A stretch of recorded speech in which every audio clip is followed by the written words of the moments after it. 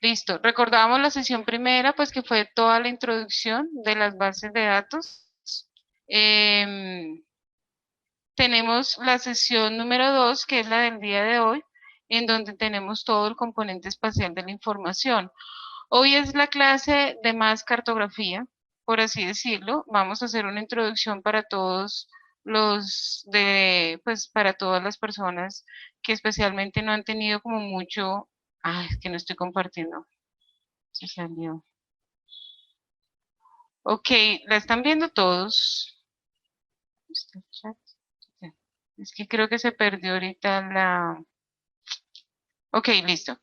Hoy es la sesión de mayor cartografía, donde vamos a ver desde lo básico de cartografía para que las personas que no han tenido antes un acercamiento con sistemas de información geográfico puedan tener una actualización, y para los que ya conocen de SIG, les asociemos de una vez cada temática a la cartografía que se está trabajando a nivel ambiental.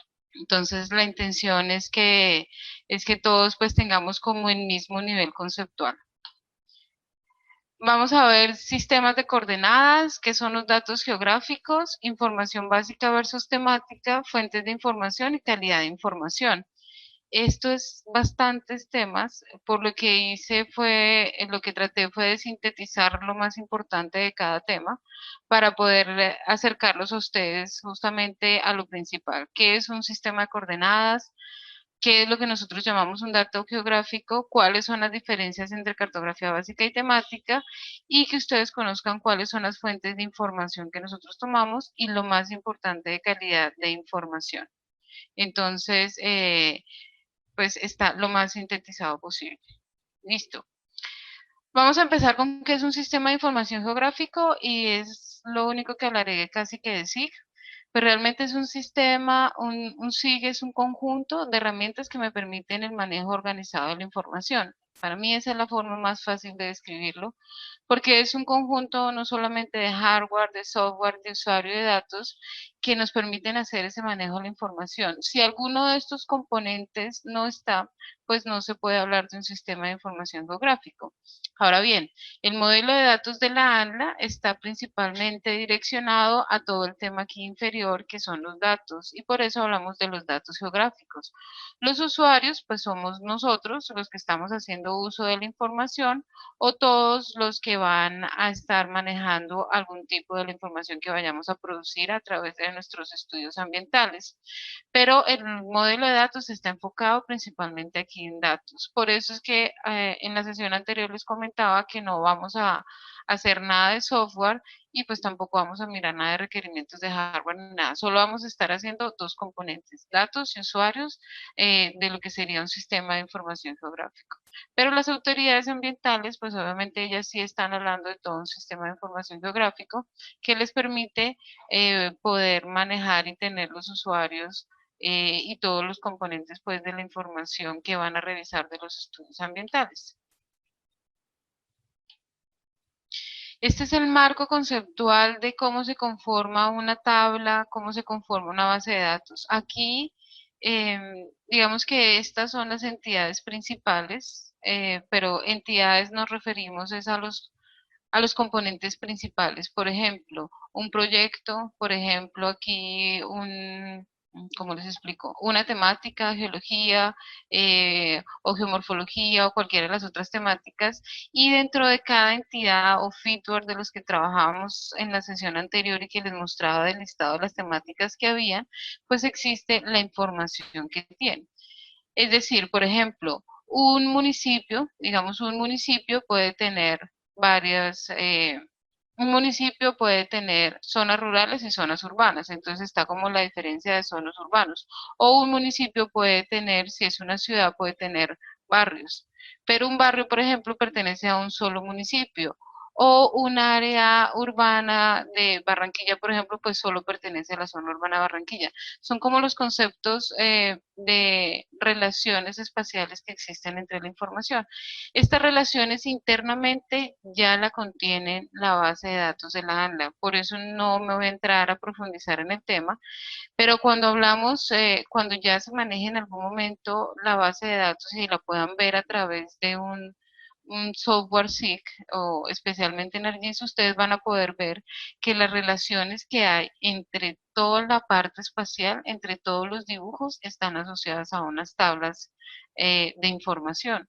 Y esas tablas están asociadas a través de un modelo relacional que nos permite después hacer consultas. Ya lo vamos a ver más tarde, pero es un concepto básico de bases de datos para los que en algún momento han visto ingeniería de sistemas o bueno, aquí yo sé que hay varios catastrales que esto lo tienen dominado, pero en los ambientales es como lo más básico de una base de datos, de una base de datos, de cualquier tipo de base de datos.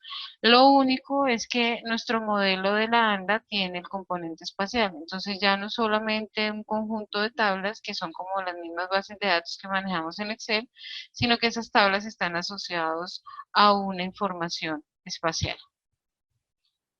Ok, ¿y qué es esa información geográfica? Pues una información geográfica es una información que está representada en algún lugar de la Tierra. Toda la información siempre está representada a algún sitio, bien sea a un municipio, a un proyecto, a la línea de un proyecto, a un vertimiento, a una captación, siempre está asociado a un punto geográfico, porque cada una de esas temáticas que estamos analizando está constituida por una coordenada o por un conjunto de coordenadas que vamos a ver más tarde. La información nos da localización, nos permite saber dónde está algo. Cuando yo ya hablo específicamente de un proyecto, cuando yo hablo de un proyecto, pues simplemente el proyecto me está diciendo que está en un municipio, que está en un departamento, que está ubicado en algún sitio. Y por eso nos permite tener la localización o incluso saber un lugar específico determinado de donde está ubicada esa información. La información geográfica, espacial o geoespacial, es geográfica porque es referenciada a la Tierra. Por eso es que estamos dando aquí los conceptos. Entonces es geográfica porque está referenciada a la Tierra, es espacial porque está referida a un marco de referencia, que ya lo vamos a ver más tarde en sistemas de coordenadas, que está asociado a medidas, que está asociado a formas, y es geoespacial, pues porque también es geográfica, ¿no? Entonces, como tiene la ubicación, también se le llama, pues se llama información geoespacial. ¿Qué hacemos en general con esta información? Pues simplemente tenemos una información de entrada con todos los mapas o la información que estamos generando.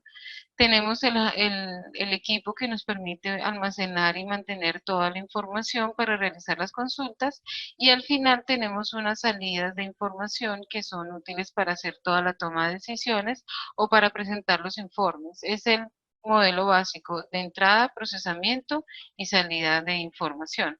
Aquí lo vemos nuevamente, tenemos los datos, tenemos procesos y tenemos la información. Los datos que ya vamos a ver, los diferentes tipos de datos, los procesos, que es todos esos cruces de información que nos permite tener los datos. Ok, perdón, es que estaba viendo que Juan Carlos no tiene audio y no entiendo por qué, porque todos los demás sí tenemos. En fin. Información, porque pues es todas las capas de información que se están tomando. Para el final, como ya habíamos dicho, pues hacer todo el conjunto de tomas de información. ¿Cuáles son principalmente los datos geográficos?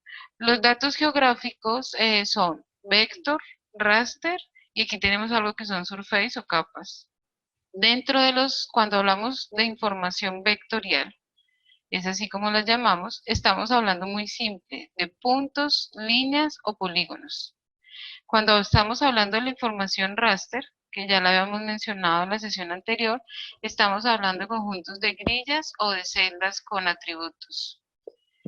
Y cuando estamos hablando de surface o capas, estamos hablando de puntos o líneas continuas con igual valor representadas bien sea en un archivo 2D o en un archivo 3D.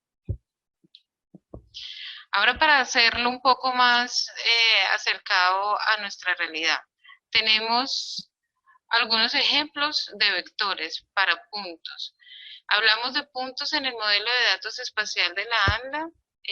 cuando hablamos de vertimientos, de captaciones, de puntos de monitoreo de agua, de puntos de monitoreo de flora y de fauna, de los puntos de monitoreo de aire o de los sitios donde ponemos los puntos de monitoreo de ruido. ¿Por qué? Porque se desarrollan prácticamente en una única coordenada. Es una coordenada XY que nos permite tener asociado un punto específico. Entonces aquí tenemos un ejemplo de punto de vertimientos. Aquí tenemos una modelación de aire, un punto de monitoreo de aire. Y aquí tenemos un punto, aquí tenemos una malla. Esta es una malla para la recolección de fauna. Y aquí tenemos pues un punto también de monitoreo de aguas subterráneas. Entonces, esto es lo que está asociado a ejemplos de puntos. Aquí tenemos ejemplos de líneas. Por ejemplo, en nuestro modelo de datos de la ANDA, las líneas están dadas a monitoreos o transectos de flora, monitoreos de fauna, vertimientos en línea. Hay una opción de que no sea un vertimiento puntual, sino en una línea. Tenemos los monitoreos, la conformación de isófonas, que son los monitoreos de ruido, las isolíneas de vibraciones, por ejemplo, las infraestructuras LN, que son todas, es toda la capa de líneas del proyecto. Es decir, por ejemplo, si tengo una red eléctrica, si tengo una vía, si tengo un gasoducto, si tengo, bueno, todas estas se incluyen en infraproyecto LN. ¿Listo? Tenemos ejemplos de vector, que yo voy mirando, bueno, en el chat. Tenemos ejemplos de vector, por ejemplo, cuando están en polígonos, cuando todo lo dibujamos en polígonos. Por ejemplo, una cartografía temática, aquí este es un ejemplo de proyecto. En esta tenemos una cartografía temática, bien sea para alguna de estas de geología, geomorfología, suelos, coberturas actual, procesos de inundación, todas estas capas que son dibujadas así y que se ven en relleno, que se ven como polígonos, pues son capas vectoriales tipo polígono.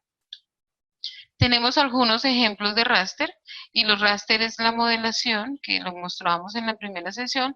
Aquí tenemos, por ejemplo, unas modelaciones, creo que estas eran de aguas subterráneas. Aquí tenemos a la derecha una modelación del terreno que nosotros llamamos modelo digital de superficie o modelo digital del terreno. Y tenemos aquí la conversión está ya después de este terreno a una línea. Cuando ya las convertimos en línea, pues es un vector lineal, pero mientras las tengamos aquí sobre estas capas de raster, como el modelo digital de terreno, pues tenemos un raster. Esto lo hablábamos ayer en la sesión 1, lo hablamos en la primera sesión y hablábamos un poco de la necesidad de las resoluciones de la información. Aquí tenemos un ejemplo de diferentes imágenes. Tenemos una resolución espacial, por ejemplo, aquí de 1 metro, en donde vemos pues un bosque que se ve bien detalladito. Para la misma zona, otra imagen, otro tipo de sensor con 5 metros, o otro que es Landsat, por ejemplo, que es de 30 metros. Mientras más resolución espacial tengamos aquí en nuestra información, o sea que es más detallado, pues mejor calidad de la información.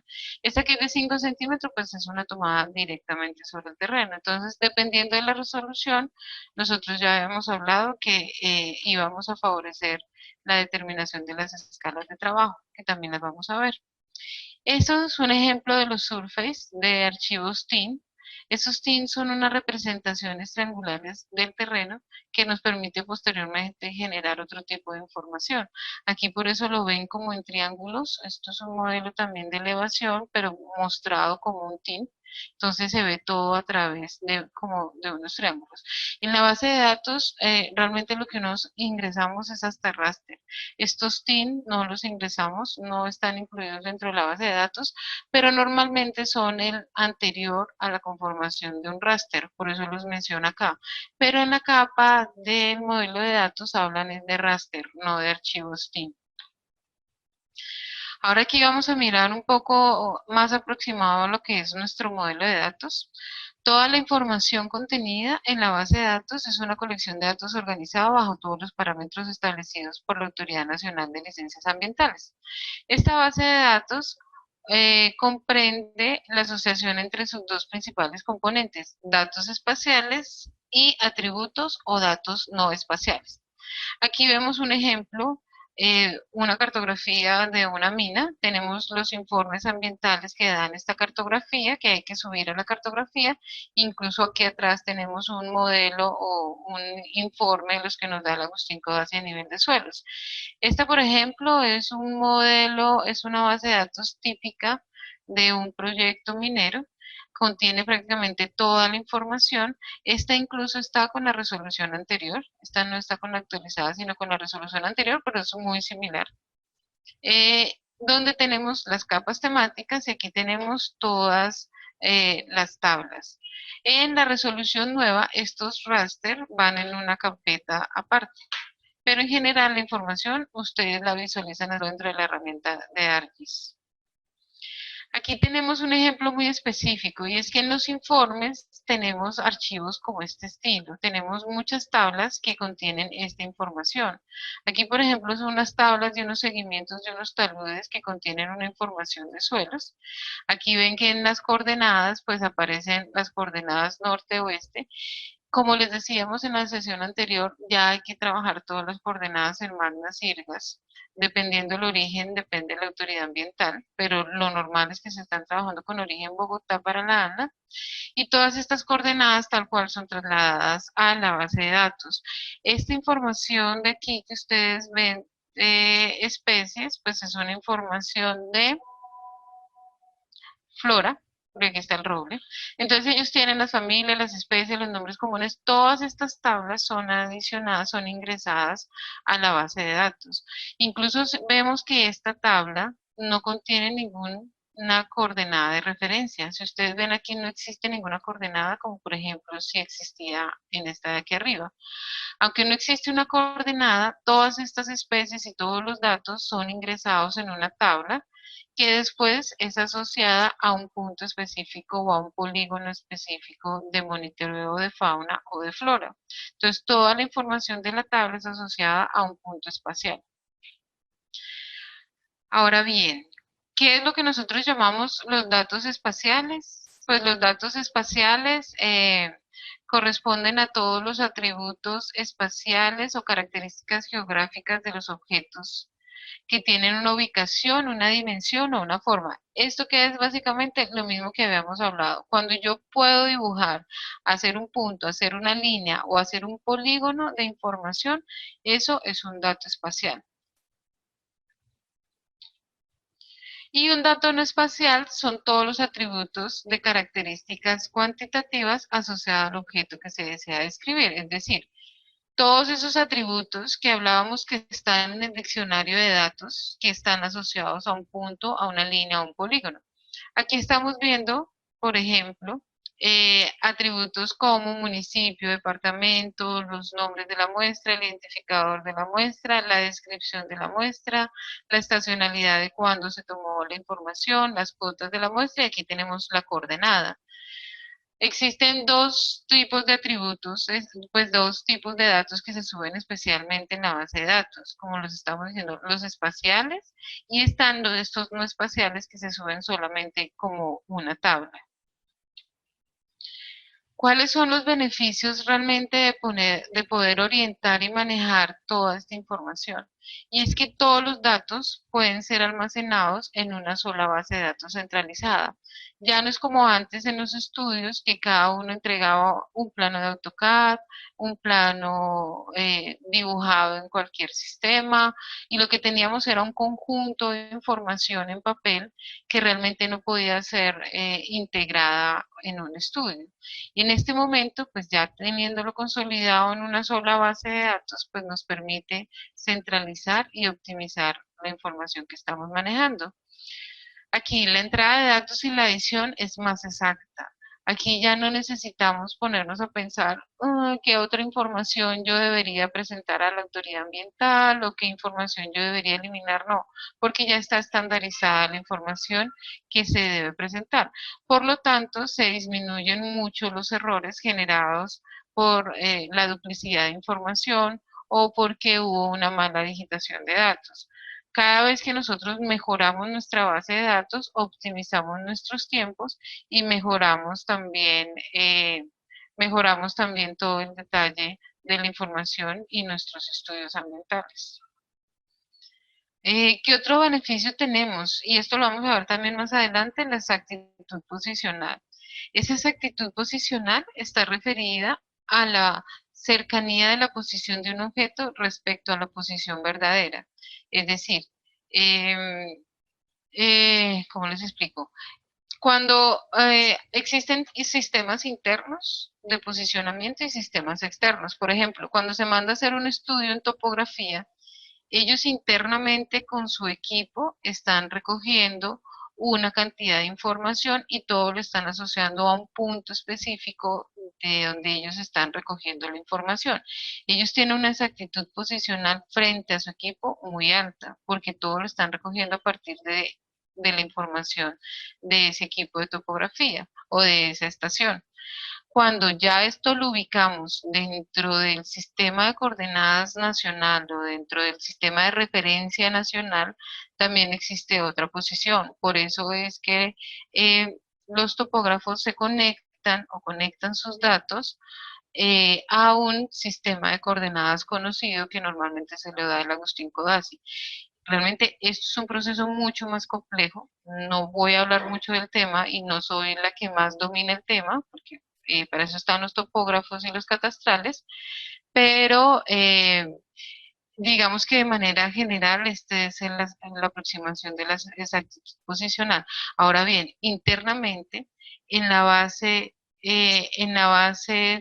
cartográfica, ahorita ya respondo el chat, en la base cartográfica de la ANDA, que es lo que nos permite que toda esa información de capas temáticas como las que vemos aquí, que toda esa información de capas temáticas se puedan cruzar entre ellas y tengan una posición lo más exacta entre ellas, porque estamos manejando siempre el mismo sistema de coordenadas y porque estamos manejando la misma calidad de exactitud posicional.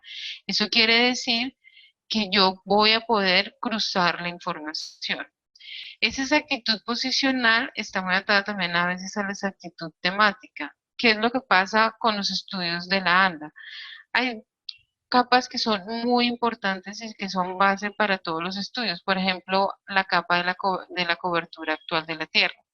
Para estudios ambientales, nosotros siempre sugerimos que la primera capa que debe salir es la de cobertura actual de la Tierra, porque es la que se saca como base para muchísimos de los otros estudios. Para yo poder hacer un estudio de fauna y de flora, yo tengo que asociarlo a los tipos de cobertura que hay, por lo tanto necesito el mapa de cobertura.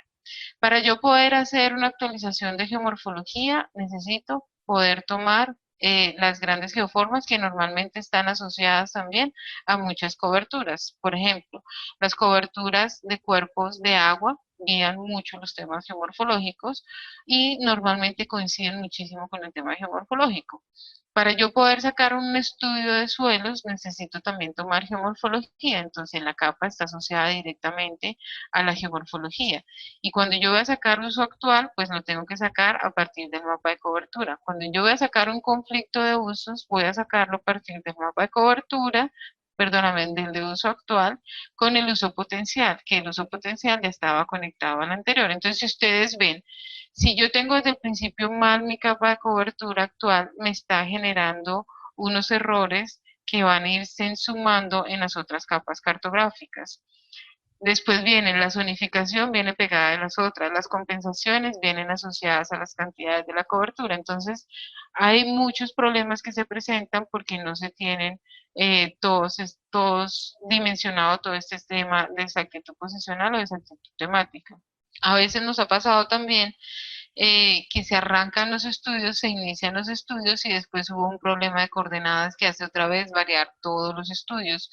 Por eso, digamos que tener la primera línea base ambiental del proyecto, tanto de cartografía básica como de cartografía temática, arrancando desde una buena fotografía aérea, desde una muy buena interpretación de coberturas, van a ser fundamentales para que toda la información que yo genere de manera adicional para el estudio ambiental que vaya a desarrollar es muy, muy importante.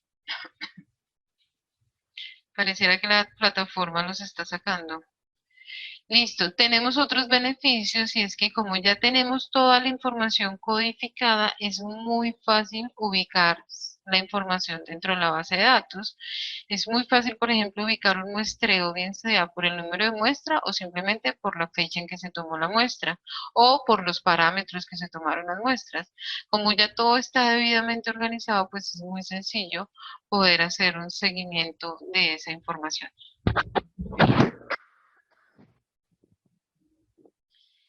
Este es un ejemplo para proyectos mineros de la cantidad y de las fuentes de la información. De todos los feature y de todas las tablas, los feature, acuérdense que son todas esas capas temáticas que veíamos en la primera sesión que recolecta la base de datos y que se va a detallar muy bien en la tercera sesión. Tenemos que, por ejemplo, los datos que más recolecta un estudio minero son los asociados a la atmósfera. Y pues es coherente, porque de parte de lo que más controlan para los estudios mineros, pues tiene que ver todo el tema de calidad del aire. Entonces, la mayor cantidad de datos, en este caso, por ejemplo, eran entre 2.000 y 2.500 datos para un informe de cumplimiento ambiental, datos como tal. Están asociados a atmósfera, seguido del componente biótico, que son los componentes que más se estudian dentro de un proyecto, en este caso es un ejemplo minero, y tenemos por otro lado que las capas del proyecto como tal siguen ocupando un papel relevante porque son la base sobre la cual la autoridad ambiental desarrolla o evalúa el desarrollo del proyecto. Entonces es bien importante. De manera similar, las tablas están asociadas igual a los feedback, porque normalmente una tabla está asociada a una capa. A veces una capa temática, o sea, un feature puede tener varias tablas asociadas, pero mínimo, en informes de cumplimiento ambiental están asociadas una tabla. Voy a parar aquí para ver si tienen dudas, para tomar agüita. Arranquemos desde aquí arriba. Juan, espero hayas podido solucionar el audio. Para captaciones de agua, la autoridad licencia un polígono es dentro de lo que se puede realizar la captación. No entiendo muy bien la pregunta, pero las captaciones de agua se toman dentro de las licencias ambientales o de los antiguos planes de manejo ambiental.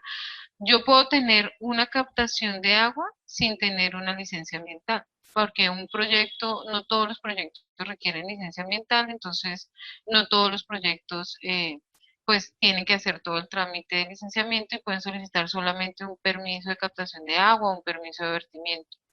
Cuando van estos permisos solos, no hay necesidad de presentar base de datos. El solo permiso no obliga al proyecto a que vaya a tener que presentar una geodatabase. Eso no lo han implementado todavía las autoridades ambientales. Seguramente en algún punto lo requerirán, pero hasta la fecha no es obligatoria la presentación de esta información en base de datos. Esa GDB está a disposición del público. ¿Cuál GDB?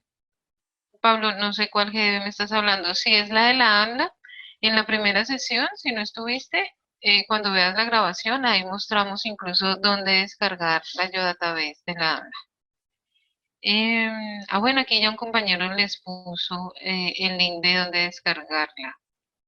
Ah. Suelo, Pablo Salamanca, suelo, subsuelo, todas las temáticas que requieran incluirse en la base de datos de acuerdo a los términos de referencia que le hayan aplicado en el proyecto, se deben incluir en la base de datos. Cuando hablo del mapa de cobertura actual, me refiero al de Corine Lancover, sí.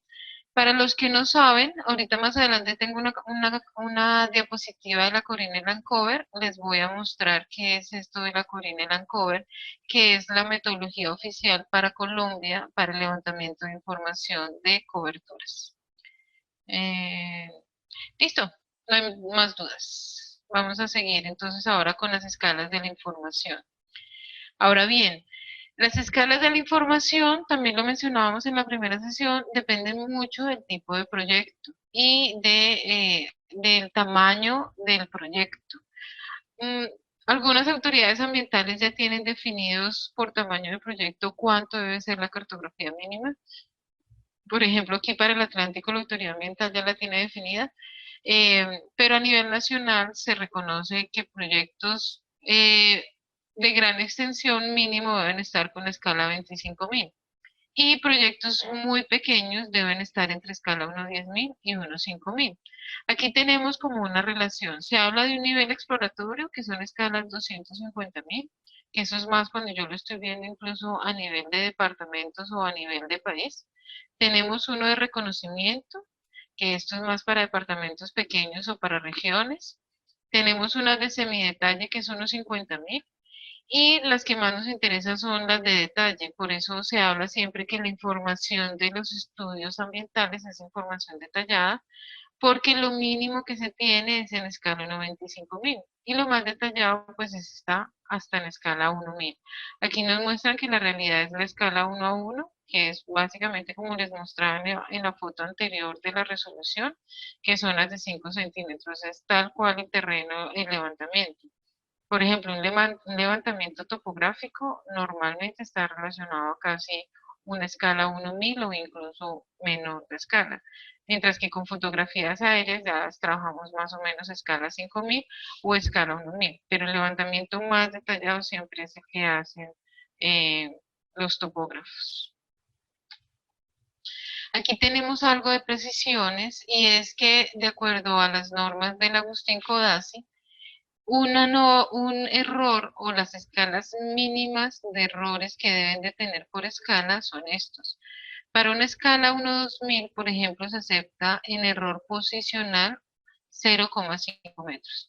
Eso quiere decir que si la autoridad ambiental, si yo presento un informe en escala 1.000 o mi proyecto está en escala 1.000 o en 1-2000, la autoridad ambiental podría perfectamente llevar un topógrafo, un equipo RTK, una estación topográfica, y si yo en mi punto donde estoy ubicando tengo una diferencia mayor a 0,5 metros, pues estoy fallando en el proceso por el tema de precisión. Vuelvo, lo decíamos en la primera sesión, pero insisto, por ejemplo, un GPS normal, un celular o un GPS de los que nosotros compramos como navegadores, que realmente no son GPS sino navegadores, tienen una precisión entre 3 y 5 metros, por lo que esto podría estarse trabajando más o menos para escalas 10.000 o escalas 25.000, incluso más para escala 25.000. Por eso los trabajos cuando son de proyectos pequeños que requieren una escala de detalle, requieren tener una información y un levantamiento previo de la información muy importante y a nivel preferiblemente submétrico. Nosotros hablamos de nivel submétrico cuando las precisiones o las exactitudes posicionales son menores a 1 metro, cuando yo puedo garantizar que mi error es menor a 1 metro. Eh, Ok, y en 500.000 pues ya se dan cuenta que son 30 metros, entonces es bastante la diferencia. En alguna sesión nos decían que podían tener errores de 10 metros. En errores de 10 metros normalmente para estudios ambientales no son permisibles y generan un error bastante grande en un estudio ambiental. Hay que tener presente dos cosas, creo que ya lo había dicho, la escala de captura y la escala de la presentación de la información. La escala de la captura de la información la da es el profesional temático. Cada temático sabe qué nivel de detalle debe recolectar para las diferentes escalas de información. Nosotros como ambientales o como SIG, nosotros no tenemos todos los fundamentos o los lineamientos técnicos específicos que puede tener cada profesional en su materia. Por eso el que hace el estudio de suelo nos dirá realmente cuántos muestreos tendrá que hacer o cada cuánto va a hacer las líneas, los polígonos que va a dibujar. Lo mismo en las coberturas de Corina and Cover. Y otra cosa pues es la escala de presentación que es con la que se van los mapas. Ahora bien, hay algo muy cortico que vamos a ver de calidad de la información. Todo esto está en la norma técnica colombiana en la 5043, pero nos habla básicamente de 3 puntos. Exactitud de posición y escala solicitada en los términos de referencia. Debemos revisar muy bien este tema en el momento de desarrollar los estudios porque es algo que en la base de datos después es muy evidente. Cuando subimos la información de los polígonos, el solo hecho de cómo dibujamos los polígonos hacen parte de todo este tema de exactitud y de manejo de las escalas de la información. Tenemos la exactitud temática o totalidad de los elementos de los atributos. Básicamente era lo que yo les decía ahorita, pues tenemos que tener la información con todos los atributos que requiere esa información. Es común, por ejemplo, todavía con algunos biólogos que en fauna y en flora no nos completen todos los datos de familia, género, especie, densidad, bueno, todos estos datos son obligatorios, son de obligatorio llenado. Entonces, toda la información debe ir completa. Entonces, todas las capas que nos piden y todos los atributos que nos pide la base de datos lo debemos tener ahí y ahí va con la totalidad y la exactitud temática. Y tenemos la consistencia lógica que refiere a la estructura y a la topología. Por ejemplo, para algunas capas como área de proyecto o área de influencia puede omitirse la regla de topología en cuanto a la superposición de elementos. Bueno, esa topología la veíamos en la sesión primero y es especialmente cuando yo tengo polígonos y los polígonos se nos cruzan entre ellos o cuando tengo líneas y las líneas sin tener que serlo se nos están cruzando o no se nos están cerrando bien. Por ejemplo, las intersecciones de vías.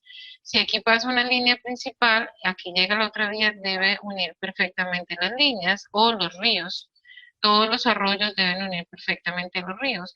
Y algo tan básico como que el agua nace arriba y muere abajo, ¿no? Pues a veces cuando se digitaliza también se tiene que dibujar de arriba para abajo. O si no, debo después cambiarle el sentido de orientación a la digitalización. Hay cosas muy básicas que se tienen en cuenta cuando se hace este tipo de cartografía para que tengan una consistencia porque después esta información también es usada para generar modelos. Entonces, lo que pasa, por ejemplo, es que cuando yo dibujo una red de drenaje desde donde, eh, ¿cómo se dice? Desde donde desemboca hacia arriba, cuando yo hago un modelo, por ejemplo, para hidrografía o para hidrología, pues el agua, el modelo me va a hacer como que si el agua fuera para arriba de la montaña, entonces los modelos no corren bien. Y en las estructuras, pues cuando tengo esas topologías o esos errores topológicos, se nos sobrepone o genera errores de áreas. Porque dice, por ejemplo, que área de proyecto o áreas de influencia sí pueden omitirse en reglas de topología. En un área de proyecto, yo puedo ingresar diferentes temas que están en forma de proyecto.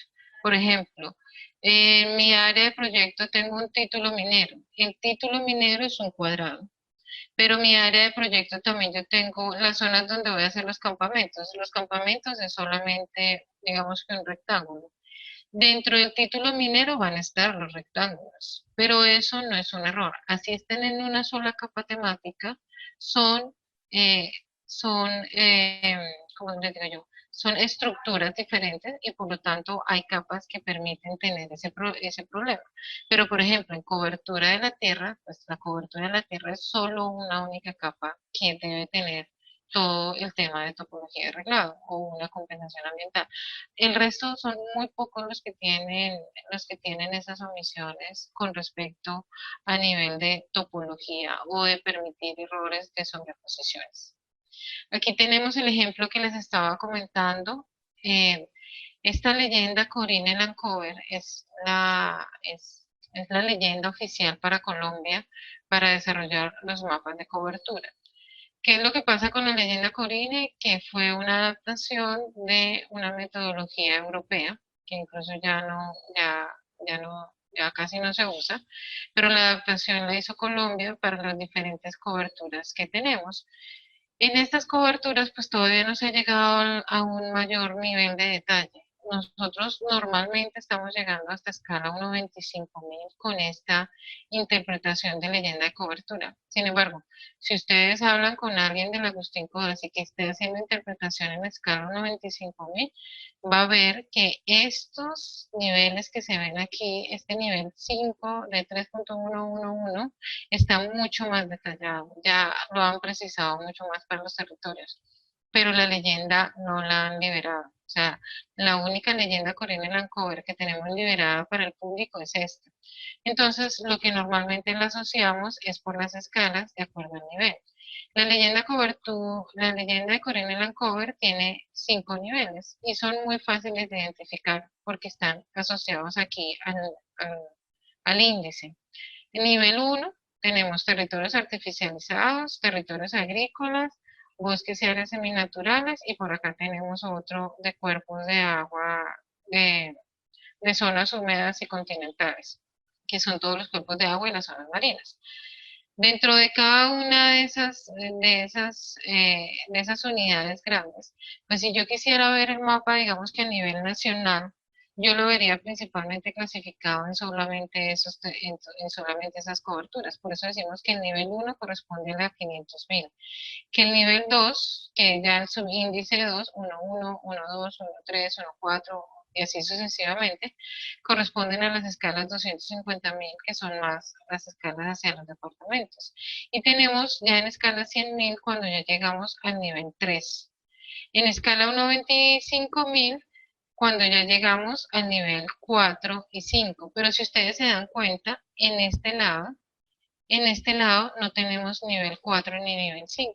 Bueno, los que están manejando interpretaciones en 25.000, que les están delegando la idea, ellos tienen esto más desarrollado, pero no lo han liberado. Por eso les digo, la oficial sigue siendo esta, y la que contiene la base de datos de la ANLA es esta. O sea, la ANLA tiene para seleccionar cada uno de estos ítems, y el dominio es este. En la primera sesión nosotros hablábamos de dominio. Pues los dominios que están para coberturas en la capa de cobertura de la tierra de la base de datos de la ANLA son estos. El dominio es el 122, el 123, el 124 y así sucesivamente. Y cada uno de estos índices está en una columna. Entonces, nivel 1 de cobertura, nivel 2 de cobertura, nivel 3 de cobertura y así sucesivamente. Pero tenemos solo hasta el nivel 4 de cobertura para subir en la ANA. Entonces, en escala 1 a 10.000, pues no siempre tenemos acá para llegar hasta el fondo, no mentira, si tienen hasta el 5 para llegar hasta este nivel, y lo que hace normalmente es que tratamos de adaptarnos siempre a la metodología que tenemos aquí para estudios ambientales, para evitar empezar a decir a la ANA por qué adicionamos o no más información. Voy a mirar aquí que ya hay varios chats, el chat de la base de datos. Ok, los archivos de Corina y Lancover para Colombia. Yo se los voy a subir a la página, pero esos están súper libres ahí en internet. Esos no tienen problema. Hay muchos errores de interpretación de Corina y Lancover, por eso es muy importante que busquen personal también muy bien calificado para las interpretaciones de Corina, porque una mala interpretación de Corina le puede hacer subir los costos al proyecto. Nos ha pasado incluso en proyectos grandes que hemos evaluado, que les han hecho pagar un montón de plata a los proyectos por una mala interpretación. ¿Y es porque después de que ustedes hacen todo el tema de la licencia ambiental, hay un tema incluido que se llaman las compensaciones ambientales? Las compensaciones están dadas por las afectaciones que hacen sobre áreas naturales. Y si ustedes ven aquí, todas estas áreas naturales, pues son muy grandes. Están desde los bosques, los arbustales, los herbazales, las zonas, pues las zonas que tienen como algún tipo de cobertura natural diferente a estos territorios agrícolas. Pues resulta que esta clasificación es bastante amplia. Y cuando hacen mala interpretación, a veces resulta que hay a ver, les voy a poner un ejemplo aquí con uno de los puentes que hicieron. Resulta que el puente incluía parte de la zona de la ciudad. Eso pasó aquí en Barranquilla, incluía parte de una zona de la ciudad. Resulta que los que hicieron la interpretación de coberturas no encontraron cómo más llamar a esas zonas como a esos suelos que no tienen ni pavimento ni tienen nada, sino que están como llenos de arena, pero que están dentro de la ciudad, y lo llamaron como tierras desnudas. Resulta que la connotación de tierras desnudas en Corina Vancouver no es una connotación cualquiera, no es un suelo desnudo dejado de desecho. Las tierras desnudas son unas tierras que tenían una gran calificación para compensaciones ambientales y eso hacía que se compensara, creo que era a unos 6 o a unos 8. Era una compensación bastante alta. Eso quiere decir que le hicieron pagar al proyecto por un área que realmente no tenía que compensar. Y eso fue simplemente porque se le hizo una muy mala interpretación de coberturas, mientras que eso realmente lo que eran aquí de las zonas de territorios artificializados, eran aquí, eran terrenos asociados a red viales, que eran todas esas zonas como de arenas que quedan ahí al lado de las vías, pues son terrenos asociados a vías y se los hicieron pasar como un área natural y por lo tanto les tocó pagar un montón por compensaciones y simplemente fue un error de interpretación de coberturas. Por eso les digo que todo está muy conectado. Si yo tengo desde el principio una mala interpretación de coberturas, mira, el proyecto puede empezar a fallar todo lo que ustedes quieran y empezar a cambiar las áreas. Por lo que ya les decía, una temática va dependiendo de la otra. Aquí. Este es un tema bastante tedioso para mí, incluso si algún catastral nos quiere ayudar. Voy a tratar de explicarles todo el tema de sistemas de coordenadas. Recordando nuestra geografía del colegio, tenemos latitud y tenemos longitud. Latitud que está referida a todas las líneas que están paralelas al ecuador y longitud las que están paralelas a los meridianos. Ya cuando nos decían el meridiano de Greenwich, bueno, estas son las longitudes. Lo voy a tratar de explicarlo más de dummies para como yo lo entiendo. Las coordenadas siempre están asociadas a latitud o a longitud. Ustedes siempre ven que cuando se genera una coordenada siempre le dicen tantos grados latitud o tantos grados longitud, o tantos grados metros norte o tantos grados metros este. Entonces están asociados básicamente a la latitud y a la longitud, el sistema de coordenadas que está. Si ustedes los ven, el sistema nacional, perdón, el sistema mundial y geográfico, que ese geográfico realmente es muy, porque estamos muy con la teoría americana, pues de Estados Unidos, está asociada aquí a los diferentes grados con respecto al Greenwich, como lo vemos aquí, o al Ecuador, que también arranca 0, 30, 60, 90, o aquí que arranca 180, 150, bueno, todos están asociados a la latitud y longitud. Resulta que la forma de la Tierra pues no es tan redonda como la que mostramos aquí. La forma de la Tierra realmente es bastante distorsionada, aunque cuando ya se mira pues en la realidad al detalle, ya es bastante distorsionada y por lo tanto se tienen que buscar modelos que sean mucho más adecuados a la representación, a esta representación de diferentes formas y no a un círculo perfecto. Por ello existen algo que se llaman las proyecciones cartográficas. Entonces, una proyección se da porque es imposible representar la superficie de la esfera en un plano conservando todas sus características. Para hacer esta operación es necesario usar una proyección. Una proyección es un sistema ordenado que traslada desde la superficie curva de la Tierra la red de meridianos y paralelos, o sea, de latitud y longitud, sobre una superficie plana, manejando sus deformaciones, todas esas formas rugosas que vemos de la Tierra. Se representa gráficamente en una forma de malla. Una buena proyección conserva las áreas y conserva los ángulos. Entonces, tenemos ahora aquí estas proyecciones cartográficas. Estas son diferentes proyecciones que se han venido trabajando hace muchísimos años, que nos permiten buscar la forma que más se le pega a la zona donde estamos. Entonces, por ejemplo, una forma cónica, si lo vemos aquí, el ejemplo de la forma cónica que tiene este conito aquí arriba, si nosotros lo vemos y decimos vamos a tomar la información aquí para nuestra línea del Ecuador, resulta que esta forma cónica como que no resulta ser la más adecuada porque no es la que más me llega a cubrir aquí pues como que nos llega a cubrir aquí en la línea del Ecuador, pero sí está mucho más próxima, mucho más cercana aquí a la línea de Norteamérica o toda la zona norte de Europa. Entonces tenemos una proyección cilíndrica. Miren que la proyección cilíndrica sí nos permite muy bien el ecuador, pero no permite cubrir muy bien los polos. Entonces no le sirve los polos, pero nos queda bien para el ecuador. Y tenemos la polar, porque resulta que aquí en los polos, en la punta, ni la cónica ni la cilíndrica le da. Entonces la polar es como la tangencial que da exactamente hacia contra el polo, pues una tangente, así una tangente que da justamente sobre el polo y permite hacer este tipo de proyección. La que usamos más para todo el tema del ecuatorial son las proyecciones cilíndricas, porque bueno, ya sabemos que son las que generan pues toda la proyección aquí a nivel del Ecuador.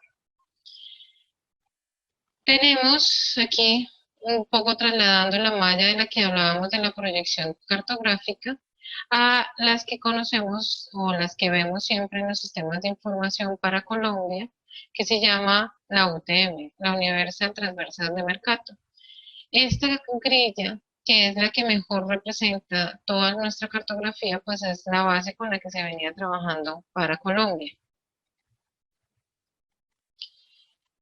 Ok, hasta hace, no me acuerdo, como 4 o 5 años, de pronto un poquito más, de pronto un poco más de 5 años, trabajamos un sistema y Colombia se trasladó a un nuevo sistema que se llama Magna Circles, que está asociado también a todo el tema de las vallas.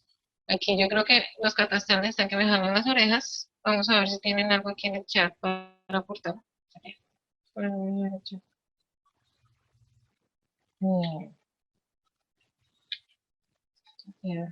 Ay, bueno, no tengo nada en el chat.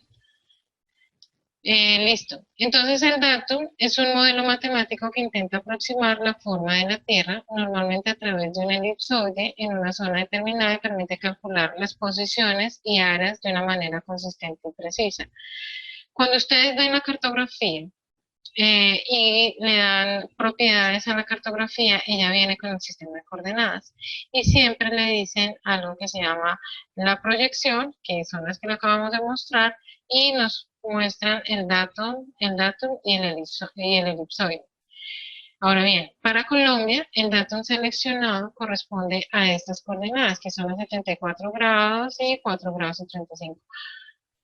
74 grados, 4 minutos 51 minutos oeste y 4 grados 35 minutos 56 segundos norte, que se localizan en el Observatorio Astronómico de Bogotá. Ese es el eje central para toda Colombia.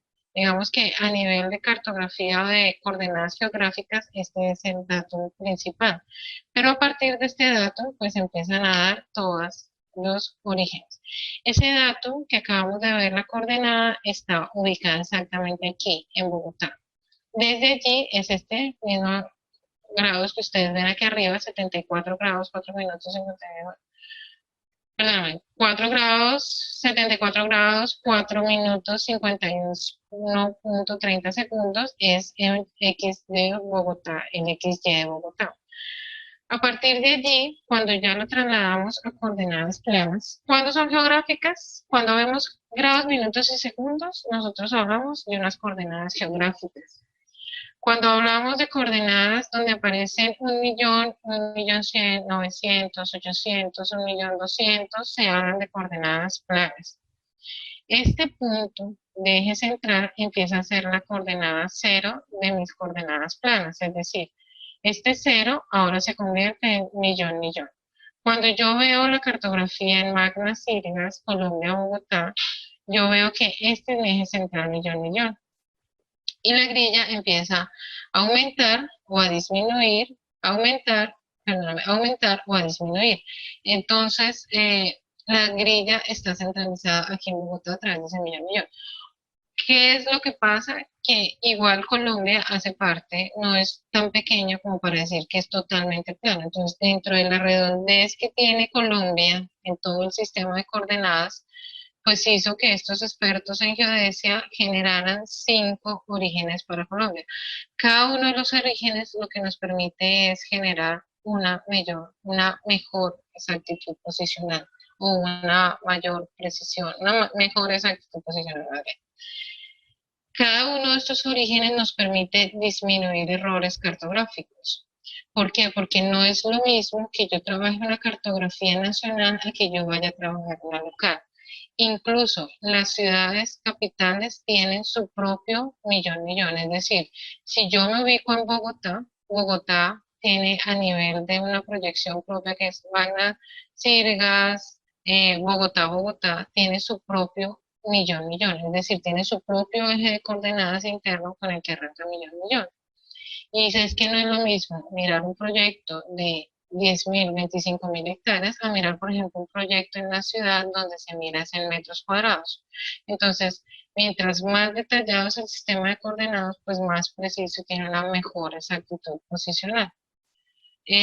Digamos que hasta aquí mm, voy a mirar el tema de sistemas de coordenadas. Vuelvo, insisto, si algún compañero nos quiere complementar esos temas, bienvenidos. Tenemos algo que son las fuentes de información. Tenemos unas fuentes de información de técnicas tradicionales. Esa información que vamos a campo, recogemos, hacemos todo el tema de recolección de muestras de campo para después generar mapas, pues son como las técnicas tradicionales. Eso no lo hacen cada uno de nuestros especialistas, un especialista en suelos, nuestro arqueólogo, el arqueólogo o los de monitoreo de agua, ellos van a campo y hacen todo este proceso. Después, ¿qué pasa? Que cada uno de estos profesionales pues se sienta a hacer un mapa. A partir de todos estos puntos y toda la grilla que haya dispuesto, empieza a sacar y hacer una interpretación que se ve reflejada en un mapa temático. Y para ello, pues también tenemos técnicas complementarias que son las usadas, por ejemplo, con sistemas de información o con interpretación de sensores remotos. Porque él solo, con solo los puntos de monitoreo, digamos que este es un estudio de suelo, con las olas calicatas, él solito no va, el especialista en suelos, con las olas calicatas no me va a poder hacer un dibujo. Entonces lo que él hace es tomar una fotografía o en el caso de la cobertura o si tienen los mapas de geomorfología, tomar la base de esta información como complementaria y empezar a dibujar y a interpretar la información a nivel espacial sobre un mapa. Entonces, por eso nos llamamos técnicas complementarias. Y tenemos otras fuentes de información externa. Para Colombia, tenemos el Sistema de Información Ambiental para Colombia, ya lo habíamos mencionado en la sesión anterior. Ahorita me voy a salir de aquí de la presentación y los voy a llevar directamente a la página para que vean cómo es de fácil buscar la información en el Sistema de Información Ambiental para Colombia. Incluso hay geoportales que ya han sacado las mismas entidades. Ahorita, por ejemplo, para el sector minero también hay otro geoportal que también tiene información y que permite descargar y por lo menos orientarse en el nivel cartográfico sin ser un especialista en SIC, a ver qué información es la que está. Entonces, si yo soy un ambiental y no conozco, no manejo ninguna herramienta, puedo ingresar unas coordenadas aquí en los sistemas de información y me saco unos reportes mínimos de la información que existe en los sistemas, en estos geoportales, se llaman los geoportales. Esto de Tremarctos es una herramienta que ya casi no se usa porque ya está el sistema de información para Colombia. Hasta hace muy poco se usaba bien porque el SIAC todavía no había completado mucha información. Este tremartos era usado para poder determinar ecosistemas equivalentes para compensaciones ambientales, pero además tenía una muy buena fuente, o tiene todavía una muy buena fuente de información temática. Lo que pasa es que ya está más desactualizada. Se supone que el SIAC ya reemplazó todos estos reportajes que se hicieron para otros proyectos y ahora pues el SEAC tiene mucha más información. Pero para mirar algunos temporales que no se encuentren allá en el SEAC, el de Tremartos todavía podría estar disponible. Este, por ejemplo, es el CIP, ya lo he mencionado, el CIP es el Sistema de Información para la Biodiversidad. Este está en la página del Humboldt. Es un repositorio de datos a nivel de fauna y de flora muy bueno. ¿Por qué muy bueno? Porque le permite a ustedes ver todos los modelos que han hecho por especies. Entonces, bueno, los que existen, hay muchas especies todavía que no tienen estudios, pero de las que existen nos permite recolectar una gran cantidad de información. A nivel de información secundaria, incluso los biólogos consultan para sus estudios qué información existe previamente en el sistema de información para la biodiversidad a nivel de muestreos, si ya han hecho otro tipo de muestreos en la zona que les permita tener una fuente de información secundaria. Entonces es muy importante esta fuente de información. Existe otra para el INVEMAR, esa no la traje acá, pero el INVEMAR también tiene su propia base de datos. Les recordamos aquí, cada uno de los institutos está haciendo pues sus propios geoportales y están disponiendo de la información en sus geoportales propios, en sus bases de datos.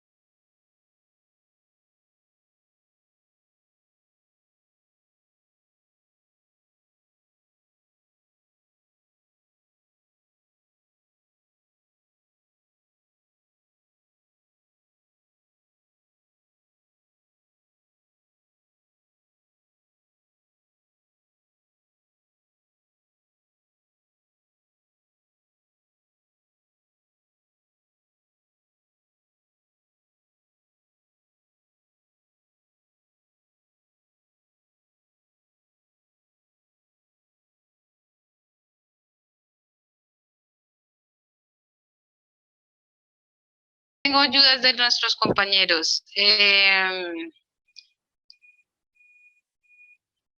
Aquí me dice Oscar Quintero de la actualización de las resoluciones 63-64 sobre la exactitud absoluta en posición para escalas cartográficas.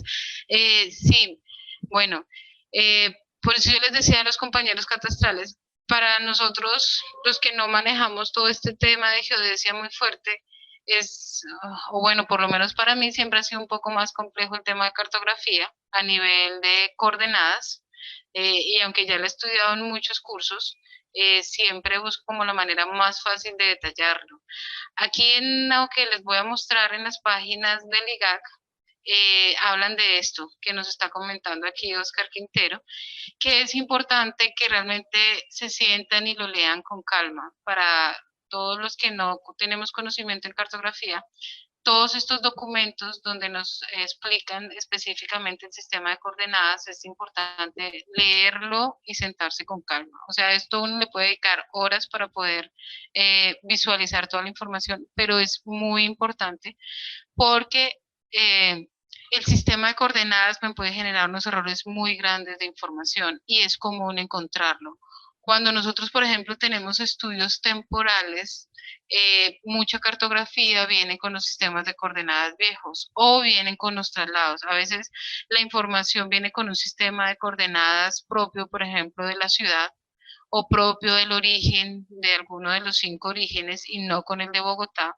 Y cuando vamos a poner una información sobre la otra, esa información resulta con unos desplazamientos que hay que ver por qué se están generando y normalmente son errores de proyecciones cartográficas.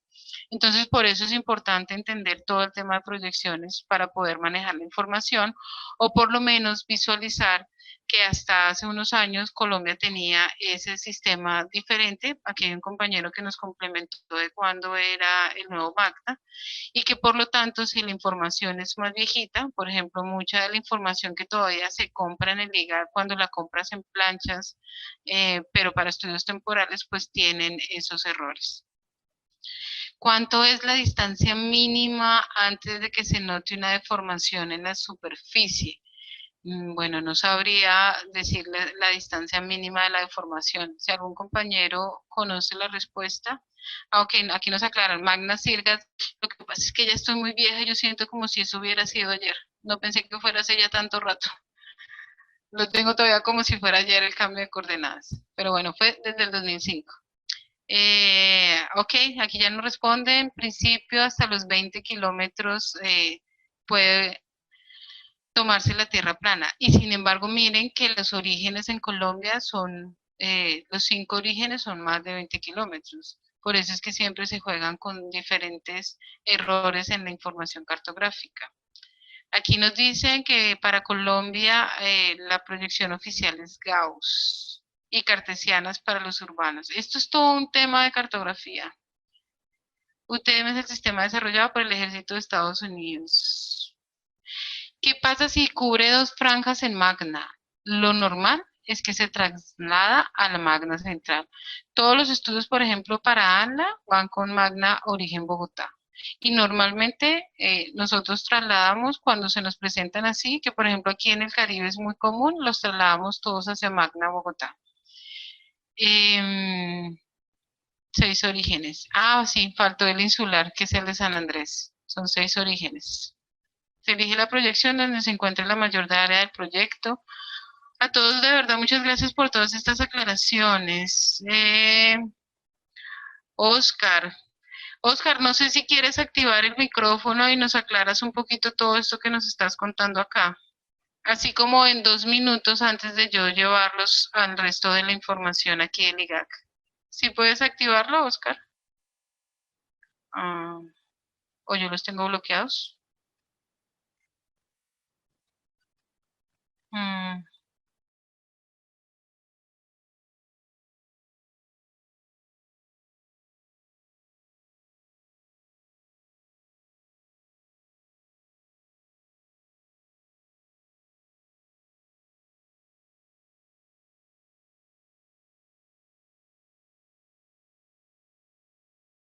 Cuando yo busco simplemente por Google datos abiertos IGAC, me aparece esta página. En esta página, para todos los que no tienen información o para los que están empezando apenas el tema de cartografía, tenemos para descargar la cartografía nacional en escalas 1-100.000, mira, 1-500.000, 1-100.000 y 1-25.000. En la primera sesión yo les había comentado, eh, en la primera sesión yo les había comentado que ya estaba liberada la información para Colombia. Entonces, de la información para Colombia, ya tenemos para poder descargar. Aquí ustedes ven que existe la información en Shapefile o que existe la información en GeoDatabase. Estos WMS y WFS son portales con los que se pueden abrir, pero a través de herramientas de sistemas de información geográfico. Es importante que antes de que descarguen la información, pues recuerden mirar los metadatos para mirar el origen de la información. Todo esto está simplemente por buscar datos abiertos de la cartografía del IGAC. Tenemos aquí abajo también para descargar por plancha cartográfica. Entonces podríamos descargar la información por plancha cartográfica. Bueno, ahí me fui. Ahí me salí. Espérenme que me... Ok. Tenemos para descargarla por plancha. Aquí tenemos lo que ya les decía que es a través de servidores web. Y aparte de eso, tenemos una información temática.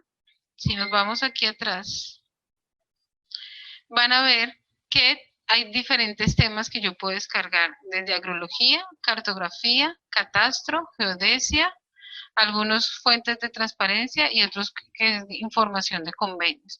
En la información de catastro incluso están todos los límites prediales que existen en el país.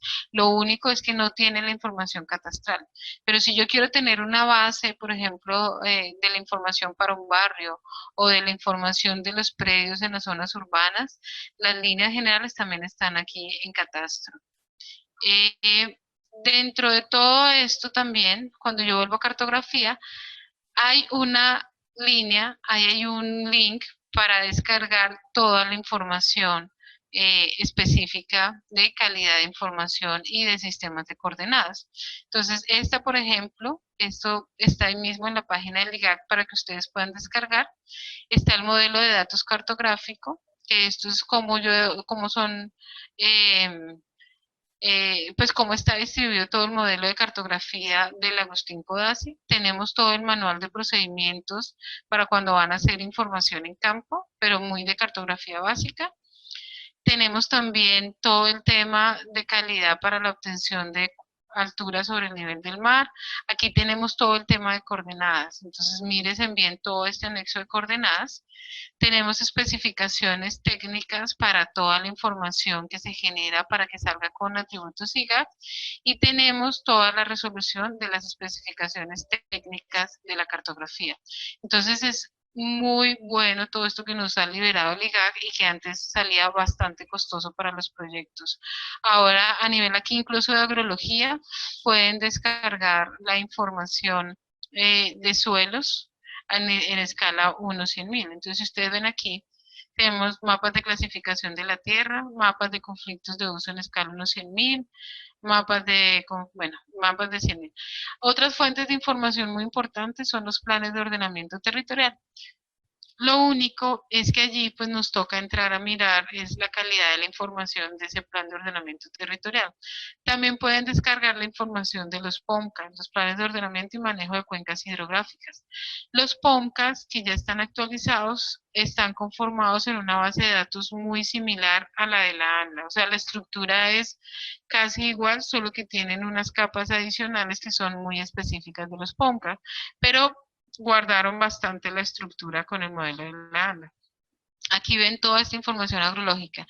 En la página de lo que ahora es, bueno, lo que antes era Ingiominas, que ahora es el Instituto Nacional Geológico, también hay información para poder descargar todo el tema a nivel de geología. Lo único es que son escalas grandes, pero a partir de estas escalas, pues podemos tomar y empezar a detallar la información. Voy a entrar aquí para que se den cuenta del Sistema de Información Ambiental para Colombia.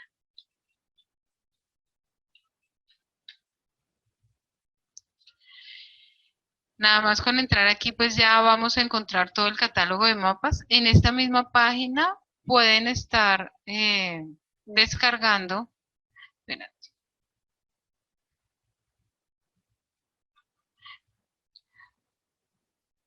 ¿todos sí están viendo la pantalla?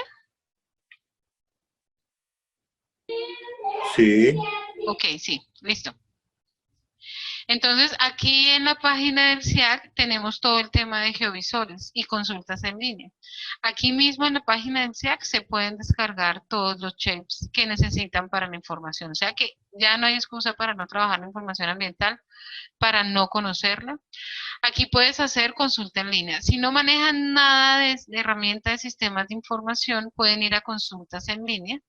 Y aquí en consultas en línea, eso sí tenemos que tener un archivo base, que alguien les dé el archivo con las coordenadas y poder ingresar los datos.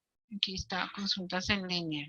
Ok, lo que quiere decir que están estas consultas en línea es que ustedes le mandan la capa del proyecto y él a vuelta pues le permite descargar un informe oficial desde el SIAC en donde le muestra cómo está su proyecto con respecto a todas estas capas cartográficas que nos muestran aquí.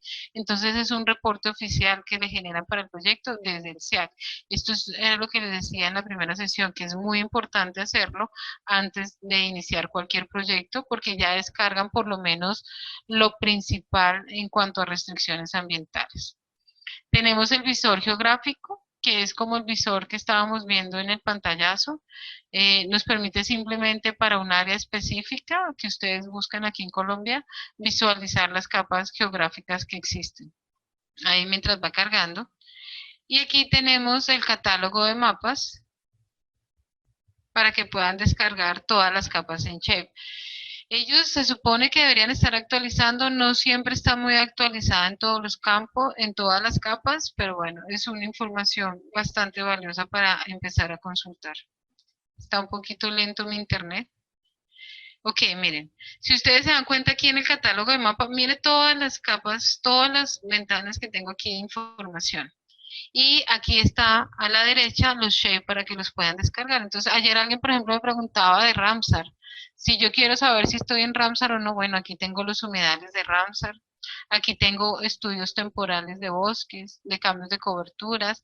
Aquí incluso está el mapa, bueno, el mapa de ecosistemas, el último del año pasado, del 2017, no lo han liberado, pero están los mapas de ecosistemas viejitos. Están los mapas de Corina y Lancover, los últimos liberados. Mira, aquí están todo el tema de áreas protegidas. Hay algunos de algunos proyectos. Bueno, en general hay bastante información que pueden encontrar aquí en el Sistema de Información Ambiental para Colombia. Algunas autoridades ambientales también han hecho sus geoportales. Entonces, de acuerdo al área donde ustedes están buscando, entonces buscan como, así como buscamos con el Agustín Codazzi, buscan datos abiertos, no sé, Antioquia, datos abiertos Bogotá. La alcaldía de Bogotá también tiene liberada bastante información, digamos que a nivel de Bogotá. Entonces, pues toca empezar a buscar sobre datos abiertos. Esas son como las principales fuentes de información que estamos tomando para los estudios o por lo menos para cumplir con los requerimientos mínimos de información. Creo que eso es todo por hoy. Nuevamente nos alargamos un poquito más de la hora. Agradezco a todos realmente su asistencia. Espero que hubieran entendido todos todo el tema de cartografía, especialmente a los que nada tenían que ver con sistemas de información. Pero bueno, muchas gracias a todos por asistir.